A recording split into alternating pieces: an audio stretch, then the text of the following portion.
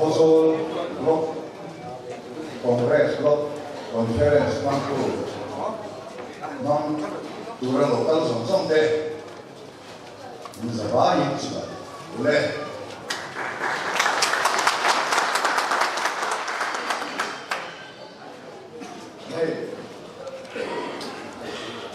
MCCRGS chọn ông này kia cho ông để làm thành là nó sai khác thành phố có chuyện nó đủ khóc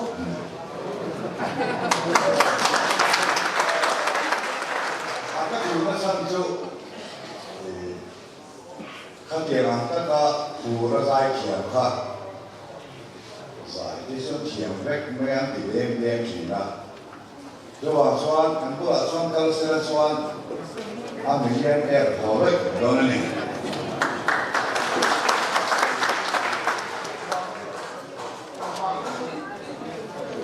ô thì đi cho hậu xa tận nhà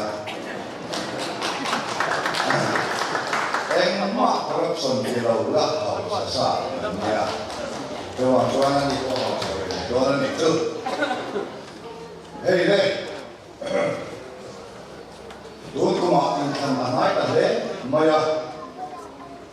tahe ni sa liya hot klak tu, ani a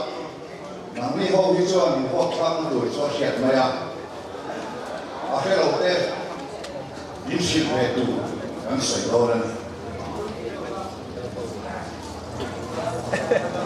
mi so ran min hot kan klak ti a chang khan kun a hot kan klak tu hi chu adam pi ka你看今天人地咁地川，咁那嘛客川 ，BJP 安拉罗啊，就话这 constitution 不去，一当人阿拉你别罗啊，就话这 constitution 出了咪 ，agreement 阿可以莫来阿龙苦个咪 ，secularism 地主喂。 阿拉你别了吧？就往说，咱读那么那边啊，我那话第一，咱把天出，咱熬的呀，就是那就明白啊。黑蓝波米头 ，Article 25，你阿张你列的，米印India国的一个不转，阿卢克萨国阿华那个，阿光的这样啊。 a thể là thể có cái mà em mà India đã là ông nội đi anh à đi trong phim ấy vừa cho India bị bùi tây hiền India làm gì rồi nó sang gần đây tụi lẽ sau khi xin Adam thì anh phải bị bùi này là rồi mà nó xem chuyện đấy sau khi sa khó thì bị này lâu tuổi tê sa khó trở nên là ổn tuổi tê lệ democracy ang tất cả rong tài khối tuổi mà ni ang đàn in râu về tuổi thì ăn chuang cút này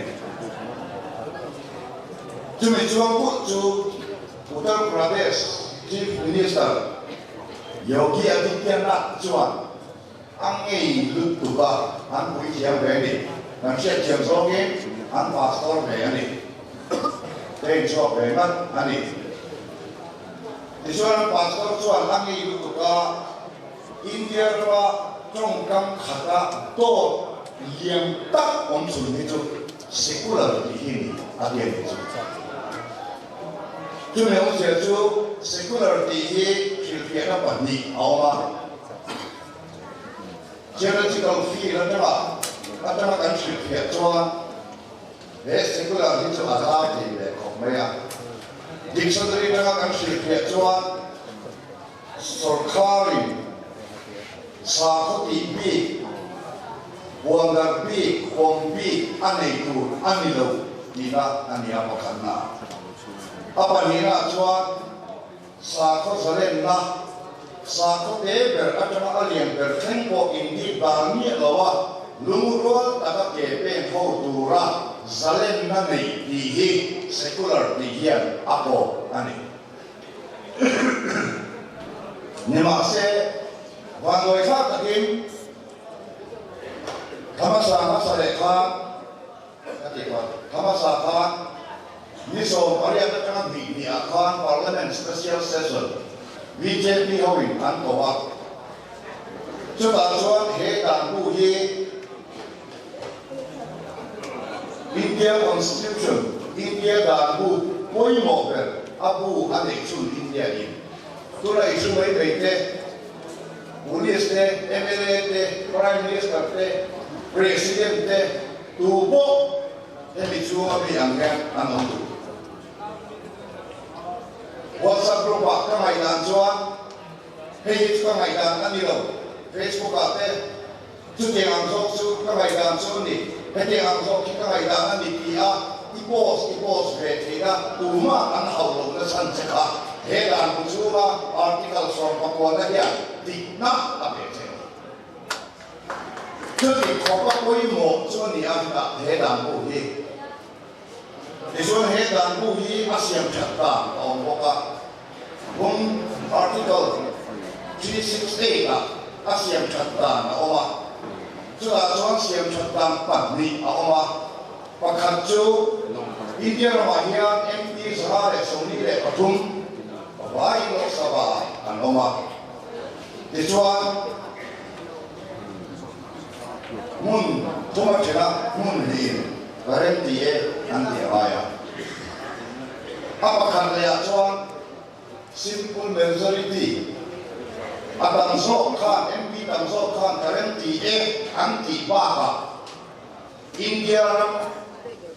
sang state sang với là hiện India là state sang thì mà quá không mà Som pangat ini yang som paling kau nanti leh yang nanti BJP itu, apa isat nanti lah. Som paling kau di sini som pangat kau ni loh saya. Cuma sih som paling jual, parlimen anpas kah ini kau ini nanti di assembly anpas pelek mereka dijual dilai nanti anu jual anu jual anu siam nanti. Trong tâm anh thì đang làm thế, chứ mình phần nó chú hệ đàn bu, giờ tung sông lục lệ Paris này ya, ape parliament à, chú BJP MP pun an seret, Prime Minister Narendra Modi pun an seret, chú tiang seret chúng si chuan, oi sak lenyek lovin, primary bul ami chú, socialist di tumal le. Secular thì thu mal chu tu ma ron lo wi an pai top a chu mi an pai na an su thar le ka bu chu MP zong an sema chu se ne ni so te ta ma poi le ni so te ta ma chot a poi de wa India ma sa ko te na zong ta a poi e wa mi me chu de chuan an ti chuan India ni Hinduram ani a sa sombiak poin pariak biar an mama Hinduram ani Michai katin India chu Hinduram ani anti chu warsa ani ranbek anti ya sa sombiak poin pariak biar hi miso fek India yang omina chuan vai ho hi kang ti ke thei ta tu sia chu ngai tu mam po ni anh film một số con này hình thù gì, ini Christian besok orang mau islam pani or, mani tu tu betak katan dia. Saat sebelum juang an jumpo ini 0.5 tibelek onka, an ruanin kebin peti resi.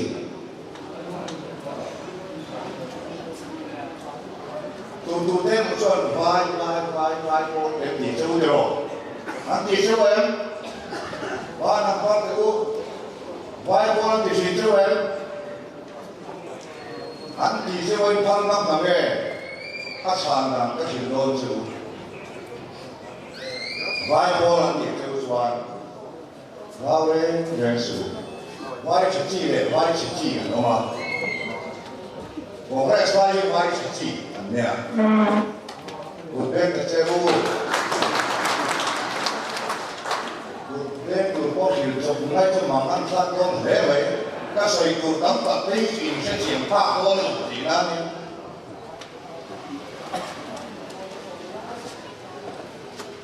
Thì cho in khoa đồ cái này là vai xiêm trong sông đi phải cho chim để đi qua là rồi tụi ta là này đồ cái này là vai xiêm trong sông này phải cho chim để đi qua là với nó cần khác vai này cái với vai xiêm khác vai chùi này vai xiêm đi ăn cái tay này cho đi thêm nó này cứ nhiều về đi sau cái hành động đó có sự sẽ ra luôn đó đấy chim chém á vai xiêm bốc làm đổi cần đấy anh nó serious đấy chứ vai anh đủ lúc tụi ta thì cho vai thổ nó khờ vai nó tốt khờ anh cũng khờ vai đặt tốt người dâu đặt tốt Christian đặt tốt còn sao nhỉ vai đặt tốt anh dùng lo chuyện thì cho nên cái gì tất nhiên anh lâu hồ á thay lệ cái đặt cái lệ này anh ăn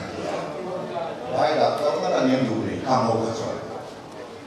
chưa vào xuống thế gì không trong các in bùn ra về nói vậy thì ví dụ là các politician thể hiện sự tổ lầu sẽ thì với là các nghiên cứu này phải tên là những các ông thầy lầu ví dụ như các khám khổ bù cần thắng lầu thầy khổ khắc bộ cần xem chiếm lầu thầy khổ chút xây lầuจะเปิดประคัดพวกกันเสียงเลยเนี่ยเฮ้ยทุกเอาเนี่ยแต่พวกเดี๋ยวเขาเสียงประคัดมากเลย就话说vai那么vai open India akan omani dihi lu oi takin bom phe ma yang bu khai eng nam bo ni la kan ham pasal chawate ka bo me vai akan lu din pe India mi kan bi India constitution vai a ya lu oi takin min kan sai kan ti do de om ni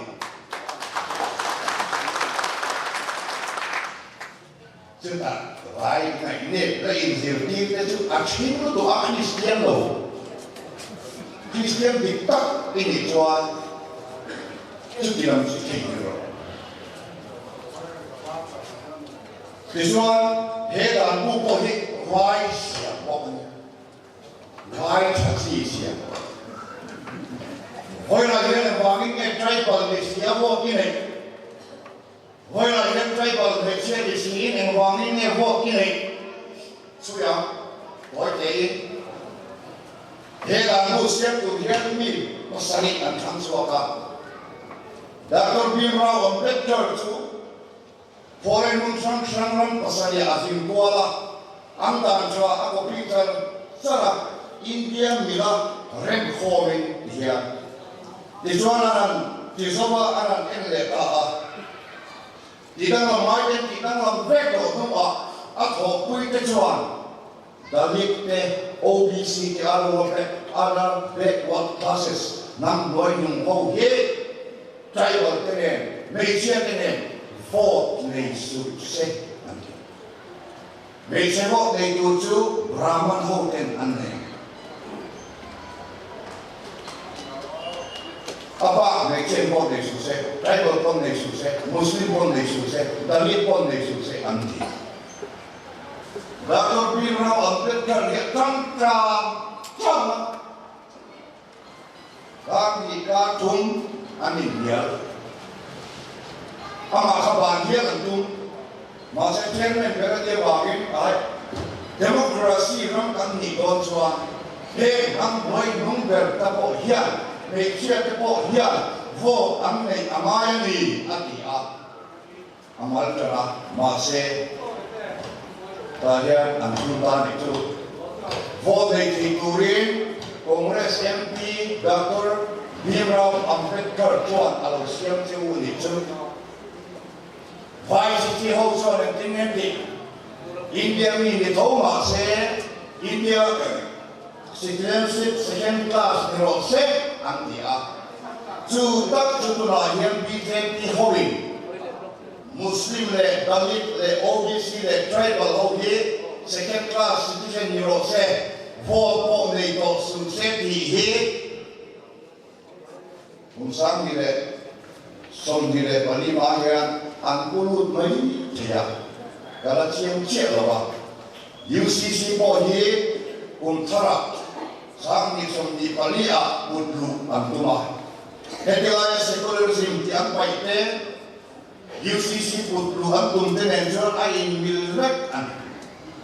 chuta chon UCC along ni chuan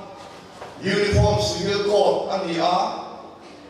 chuta chuan Hindu sa so re ai kaman om kan ti to ka ho in nei da ni kan in nei amaya ho ro khom da ni ho pathian phe da ni ho ti da ni in se da ni eng nge anon ti do chu wang chuan ma ni tu par ni pho thei tu da kan ni to lo mi hum him tu kong re si ho mai am Nahu kan di kan lo kala silai ho koma university silai te koma an so ta khan ko rahul UCC hi ron implementa sila enge hi mai da nang mani hi sarkar ka pura inge indiam antia tuna UCC anon chok so hi chu UCC anon tirimota provisions engma omlo clubs engma omlo engma hi omlo UCC hiện chu chu kha kha wa mang ti an khi hiện tu mẹ bộ ba ka nó ta an chu je ma ni wa chu kan ti chu kan ti am ti chu sai a har amai ro chu ti in thu re ka kan chang an ni chua Mizoram thei in tam in sa kwa in culture ti kan hum him do na ni an chu do kan ni mẹ lo abu le ro hun lai to tang khan tribal ho min hum him char char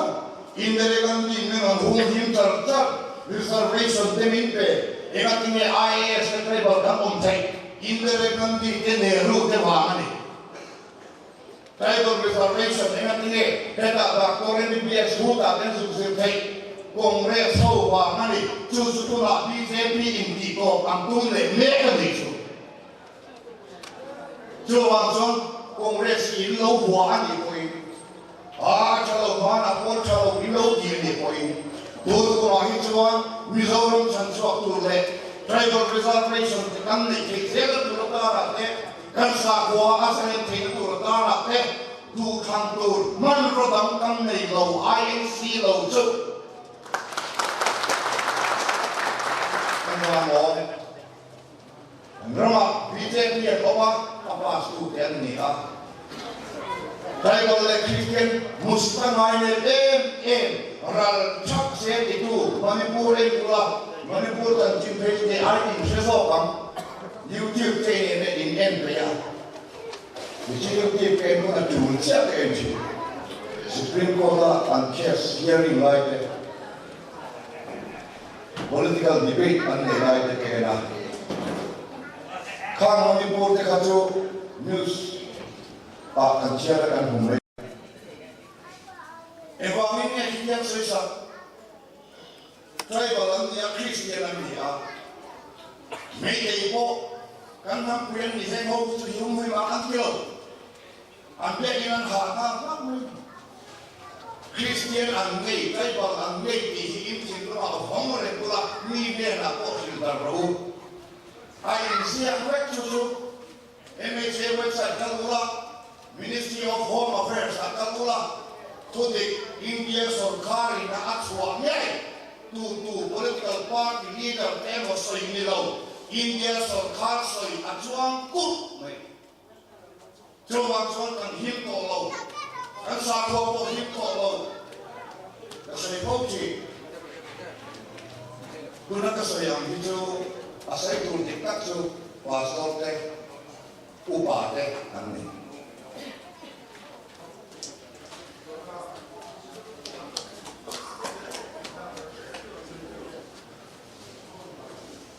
chú hoàng xuân in ngày tuột chia hàng lúc vì thế việc ông ạ bà su thì anh nhỉ tôi cho con thì em này phản ông ạ anh in som box dia vì thế vì thế này anh party president nghe gì cô ta congress là som đủ xí là chú hoàng xuân vì thế vì cần som may mì mà nghĩ nó bảo cô press mà anh nhỉ khác chú hoàng xuân anh là cái trang xuân thì số đông hùng đa chance ông đó he le khabua secularity premier bulata le tu chuan an la ka pe sei tu la om lo chuan se pm an la om le klok mai se pm mo lok sarkar ta se na kuma an wan nei me chuan mp pan ni an le ma chuan le hi la ba ni chon sa ve am mà sẽ hệ đàn bu xiêm đàn làm tụt tết, ăn cho thô mà em để tụt tết, hệ đàn bu thì đàn làm tổ, anh đã lệ tụt tết chuan, thêm về em đi dần đi xong sari lệ phần đi về ai vàng đi, cái sẽ PM thì hiện mình chỉ sắp thấy rồi anh soi vàng có gì đâu, anh đủ lầu vàng có gì đâu, anh chặt lầu vàng có gì đâu,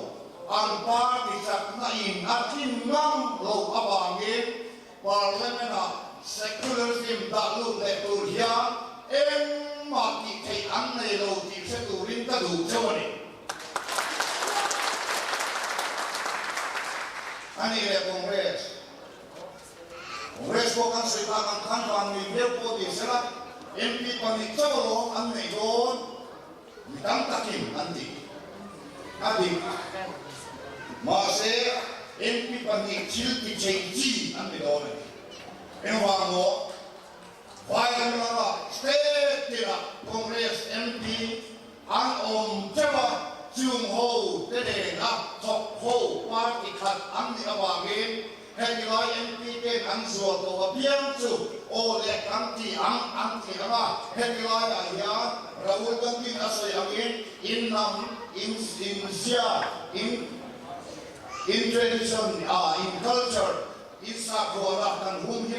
yang mangilo ka asal yang kan helaya ya Christian tinggal api apu te pona anlo tito apa aku inalo tito su ama ko yer atile nei dona ni ti rin hel rol wa pudik ani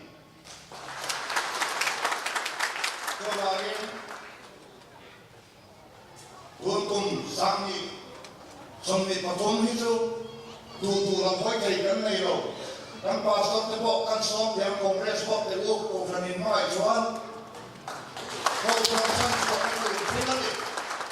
Kristian nahum him na cherani. Dok ay may say ko rin nilay sin kalau kalpit law.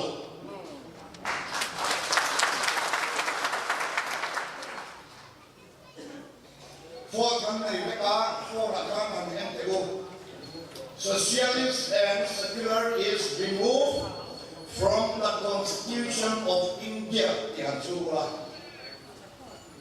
Ministry of Home Affairs website along mga website ang le along injected afin tiada omrek itu cucu voila MLA cu jong som dia kan seraka maro cu asan suada an syek lelo awangin hetilaya yang kini kalani lati kerani tongkang tamakan sejuan Kristian sanenga datu te amni di hirserahukan Rukun sangi le somni le kutua hijuan parti dam te pohian amni takalo kan Kristian lahir ama aong lo aijuan tiru pa kongres parti hi tidak mulai muji kongres parti vote vektur so kesin amni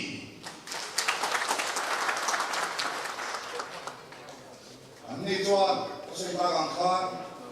misalnya pun pengayaan, pengayaan dia lo, tuan selidiki lo bang, unfair, untried, uncandidate on Chalutu. And the idea of the Pohia, the senior ship we are traffic, they and the Marseille, Tigo, and me. ZPM, the MNFM, Tigo, and me. Due secular Titumal, socialist Titumal, and the Constitution of India, Constitution here, a primary Dale to read that Nanilo, take Nanilo, different.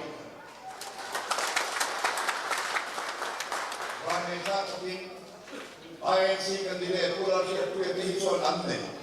Nani. And one more, India State Congress and Lana Tuna Post State and Lalmeka. Tuna here MPM they came live, but there's some harm here. Lok Sabha, you know. Rajya Sabha Tumuyat and there. Choose MP and they came live there. Tuna also Congress from Nagoya. Indian National Democratic Inclusive Alliance, the India, Alam Koyati, and Dina. Sudachuan Party, the AAP, NCP, RJD, JDU, DMC, DMK, and local Hoju, Tuka, Jungho, Amang, MP, some Paria, some Papasari, Zapatum, they hold Amni, MP, and Tokho. Joseph BJP na hukum awangin tulahian asilukla ina tamat IAS officer hold World Cup kali ini ni atakin Januari ini perasen dia BJP fakturin an agenda dengan skim te kazon som fakturkan India station sama IAS hotel World Cup akhir soklo mana saklonya terus Election Commission dan an Bosimala, Democracy dan an Bosimala. Masa mudia kecil dulu, Amit Saten yang pointi ma anelo. Hedan tu siap catatan pon sila tu artikel Jesus ina on. Ingatan an mailo, an mandi tu nan baik main. IAS an campaign tiupes juto curandero. Sipai cuti poin, BJP scheme. Vitamin an yosnaha. Jumam cuti hun lai poin take that to him BMO office tingin ti amnia Rasta Singa Defense Minister in Lekha Aswa President in Asaina Gefeta on Tawa Sipai cuti poin BJP yosna an scheme ka anfa amayan itu aparat ka Sipai itu demokrasi yang masuk neutral ber amnia adalah sorkar na to. Masa Hoju amani scheme hoka votar tu le fakturin akin sokon le. Opposition transition masa siya ni lo kian siya tawagin dictator ang taka-angkal to abangin. Hegan duwi po isa niya lo angkal to abangin. Nakung MP election akhir akan saya ambil si muturin terakhir ancang rion. Turancang komo teku, mentar benar sibol TMC Kinur Kongres teku. Julai ini sembilan pakatkan kalau kita kopiak kokera square angkung koma minoi sopo lain angkung koma. Sahid niwas ni aman Thursday ni sahaja ni. Sudah cuan, mipui kecuan, mereka berarti akan ingin angin. Tapi development ngai tuasu, sorkar hala ngai tuasu, sorkar bernokha ngai tuasu. Masih ngin cepakkan ni, kandu berju dehilar cukai himin nentuk satu cukan barato bahkan rumah oyang anti. Dehilar cukai anti yang kayu rere cuan, arben kecual asli ngayo, central lal house ini. Central lal BJP himin paikak satu cukan barato bahkan rumah oyang development ngai tu cumi paikak tu cumi ngai tu sa growth tingin ni puito isom palukin angin na Congress of Insom Congress tel tum lo kha ami puiten angen na sa tutu awangin Nitish Kumar afona Bihar CM Nitish Kumar Swar Mallikarjun Congress President afona anin Rahul Gandhi afona in mukoma ubeam andia anin mukoma Tluanga Trinamool Congress kay Troy ng Moya, India, arong kelta India ki puatu ohi mental energy ani henge ani. Tluanga Congress to pui teido, Congress to pui ngayo, Congress to in king chitekan. Tuna son BJP baikak na orang ini kadu bersedia in mangai takin tuna antok koti kani cua engan ini Mizoram Christian lemah kan Christian na him tura kan tok koti lo pikang le atok koti lo tu anti-Christ anti-Christian aneh kan kita tak kafian cukup le Nanti kopi kalau tua Indian Constitution beratnya sekular tidak baik doang. Artikel automatically artikel 25 to 28 baik kami malah. Bongso to sini kan panam kalkungker mikha satu tu yang baginya. Mama katakan Indika. Kan panam kungkar mikha satu tu BJP amni atau kui MNF ni.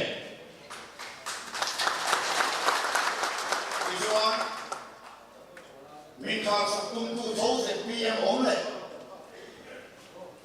Kita akan serkar jua, tujuh parti capai nasanju, kita impor. Serkar sila kan zombie dona ni. Hati BJP kalau kan dia, kita akan zombie dona ni. Kita cuma YouTube. Tuli dan sehingga saya zaman waktu. Saya percaya. Rilain tu itu. Kongres waktu itu orang partai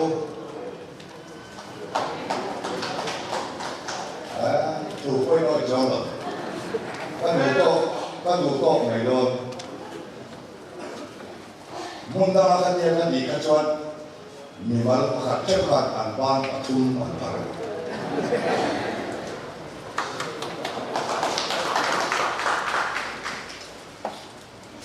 Chút tiền bằng chút cầm Christian này ổn hết cả. Chút tiền cả là chút Forest Conservation Bill, Amendment Bill of 2023 and pass that one. Tôi là chút Act kalau ni leto. Forest Conservation Amendment Act kalau ni leto. Intinya saya. Forest Conservation Act of 2023 jika impor nak suruh Laulang Tluanga International Boundary Burma Atama KM sa Buroka centrally anting mereka Bangladesh Atama KM sa Angge central tumoya om mereka Mizoram Sarkari tunai nani kaulawa centrally Jingporong tiksekan hoki kaulawa komporong siap-siap compensation pay kamai kaulawa Andu le repomat sa andu le sawan andu le safari ramsong adu national security infrastructure ta antiapiang kaan sape kami le sate an Thusawi adu nanti mandir yang bui kuat sa jem kan endu Mizoram Sarkar daw to Mizoram daw to Forest Conservation Act siya kan ram himinong susa cucu Palu na pas ngei ani kan nei India indang cepat kan nei justru British Sovereign siam sedang sangka sekuasa menilai pasari Forest Act kan nei British siam dimaju atau kowe Taiwan kita cari zoning kowe in siam tiang tiin Indira Gandhi hulaikan anak siapa sangka sekuasa melihat Forest Right Act anak siam dia Terminua tribal kehidupan sapikam, state sarkar tribal hero semi toro sediin, sang mile paruka UPA 1 Congress kay ko UPA kanan pass deta Tluanga kae ta atu beso kanin mun hedikiat lekor wa he konse compensation noison ni som tumte kan lo don pe pha ma se tu la chuan chung chu modia sarkar in atiko reka Forest Conservation Act of 2023 atia Borok mela KMsa imai tu lakan bisoram khikula chan kan nei to lo just on the good pula anun mam thei a chumi man man so ne ting e kan tia tira ko khat kan nei kan tira om sun chu hetilai bia te ya usira shep pu e lo kan tin ya Mizoram Forest Conservation Act moi atama filim ne te durin ka import ina ni ama anni assembly apa sin kuta anju zol boma kuta chuan ama sang ni le paruka congress osiam to angkhan tribal tunai na sang tak min pe te don chumi te tu om sun chu Indian National Congress to anni ti hi klang sakula puang selo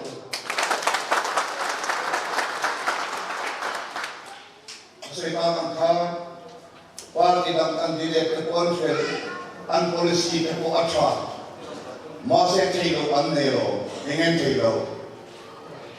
MP sendiri som sari panihi MPka ma an nebe cilo awangin gunakan soi latamian mizau demin chancuak cilo juang suara chancuak cilo omcun Kongres Parti ta di Sakurian insum te form ka ko ini lo aku hunun alam mante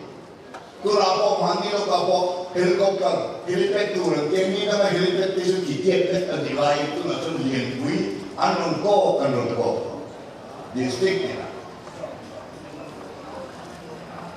rel ka konte tu sumai chuan kan nulan hian Hai standard de fai an ko per me do disan biso tongwa de kana sesial kamla ma se sesial rido an ni form fai me sia an nei de me do asian suwa babulon santan laya Israel paten babulon salakan kum som sarian pama anta kum ma kum som pela kachwa Saya membangun saksa protein, kemudian itu tekan macam apa? Kai, mira makin tinggi saya membangun saksia. Diin angkat. Kumsom pengalau besom di Alobea. Saya membangun saksa TU anak tidak. Akhir tejuan oh Jerusalem. Kasih ini tejuan tadi labian. Kasih yang jil berharus. Ancamannya dia. Kumsong lahan tama, kumsong sarihan tama. Zero babela owa suak turte, nehme owa tumlayan suaka, asung kanahan suak turpon. Kami nisu sekali suara turan dia. Kami bukan di legon dia toy sawi. Suak dulu kata mendel anu. Embange. Akhirnya orang Jerusalem bersiap belum sesuatu kecil kecil hal itu bom-bomat. Mira tinggal saya melakukan saktianan di Bongko, masa kumsom di belahan tanah tanconan saya tahu. Bawa lo miten anin dia, anin ini pondasal tuka, masa Ezra dan Nehemiah dan ansoi sokan akal kuya Jerusalem. Quran din cerita, sudah soang Ezra condan ku ansiat soka. Nambang lupui nei te, nambang pasal nei te tu, asara ompula. Kami ni ka Israel macam apa sahaja. Nambang kan lupui pal bom silo, jadi pal silo wa, cuba soalan lupui pasal ka, nambang andi tuan angin cengeng, aduh lobo kau cuba pulang ke andi berema. Jerusalem lo tujuan serta lo beli, mungkin apa lo abangin. Babulong miten na anin na ipot ka. Ikan. Dahu taging angkal ka. Trước tiên ông hôn cho cần thế là hiện là một thêm lết Ang Christian namin ti zero sa kawa Forest Conservation Act mangin kan ramin ron nei saka For National Security Infrastructure ang tinga ron na he kong lo mga Sangkan sa kuwa sombiet ting kapong na bidora Kozo po yung sangkan sa kuwa sombiet ka He tiang malang nilaw tiro In rami in ho hula po LSCF tiro Forest land tiro mibiti Ani ka rin niya Government report that one forest land at the canting at the Kertu Tinanilo. Resort Sorkari, forest land at Alo register Apiam Katu, Tinkum Pakatmato over there, Ramboy and the toe, forest land and the toe. Tipiam Chipak that Chipai on Tatua, who are here can with more mega. Nakuha po titay lupa po titay ang tutuhura ang titay ko. So tiyan ko pa himlo ang nilay ko pero minsan ko kay duwang sun. RNC ta bitak ko diyan. Dan sawa yung termaiba. Kaya daw kan panua po kan koloma kan panua po. Kan po ite chunte. Ipatelium ay po chen pa fa chen kan vote ulit so top. Development kan dia acha. Chu ko tinin noi kan dalu pula Christian hi om si lo se. Ni so si nga tu chung buang ye long se ki. Kan pastor te patient hoi an hoi me lo. Ini po hi ta hoi si nga kan del do.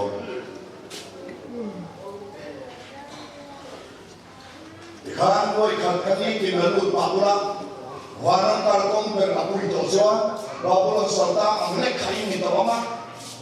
Yang terjadi salah itu tiga ni. Yang anggap undi untung macam BJP yang selalu cari independen, insiat leparin independen tu. Jadi yang di mana kan di bawah bangsa, boleh lagi cari mai, takin atau enggak. Criminal basic structure India Constitution ahya alumpu alaimu alaihi basic structure doctrine antia juga suat secularism di Eropa ju hela kichwa di dalam te anilo di Asia Pur Indonesia Pur masih model te kutu kuat Hedan cuma leng anghian angin siatat awangin ang paibek toa cuang cuang Christian na hinto loba forest act anon pas lea setakin anon pas lea compensation to kan na teko loba Resort Sarkar pun abang teko loba ang du anon di teko jadi lah kami cancok teko omsum tu MP seni samsari lepas ni ayat kampung ni Kongres Parti Tauhiam ni Ila Kongres ta di Sakturin dan Zawal